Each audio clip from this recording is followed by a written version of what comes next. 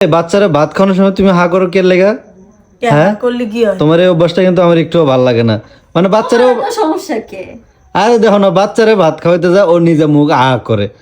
ও কি ভাত খাইতেছে যে ও আহা করবো? কত কেমন লাগে না? এটা একটা শেপ। আচ্ছা এটা হচ্ছে এক একজনের এক এক ধরনের অভ্যাস। না আমি প্রায় খেয়াল করি ও যদি কাউসারে ভাত খাওয়াই নেয় বা তোমারে বা আমারে যে কাউরে ভাত খাওয়াইতে নেয় ও নিজে হা করে। মানে আমি যদি এই দূরে হা করি ও এত বড় হা করে। তোমার সমস্যা কি? ওর যেমন আচ্ছা, ভালো দাও ওই যে দেখো আবার দাও কাউসারে আবার দাও। এবার মুখ আটকে দিছে। তোমার সব কিছুতে সমস্যা, বুঝছো? এত সমস্যা নিয়ে ও খালি আমার সমস্যা হইলে আমার সমস্যাই ধরে তোর জানো। আরে না এগুলা শোনো, এগুলো যদি ভদ্র সমাজে যায় এমন করো না, আমি সেগুলো দেখে হাসবো।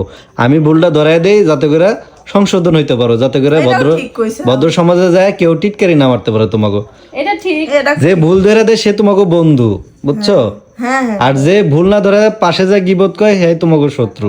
তোমরা তো বন্ধুও চেনো না শত্রুও চেনো না। রাইট।